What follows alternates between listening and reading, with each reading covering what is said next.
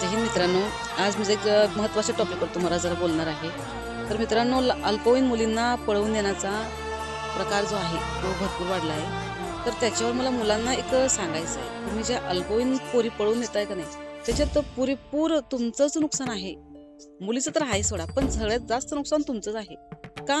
कारण ती मुलगी आणि तुम्ही जेव्हा येताय का नाही पोलीस स्टेशनला, जेव्हा तुम्ही हजर होताय का नाही, तर त्यावेळेस का नाही ती मुलगी अल्पवयीन आहे म्हणून तिचा निर्णय कोणी ग्राह्य धरत नाही. शासन धरत नाही, सरकार धरत नाही, पोलीस धरत नाही, आईवडील धरत नाही, कोणीच धरत नाही. कारण तिला अक्कलच नसते हो निर्णय घ्यायची.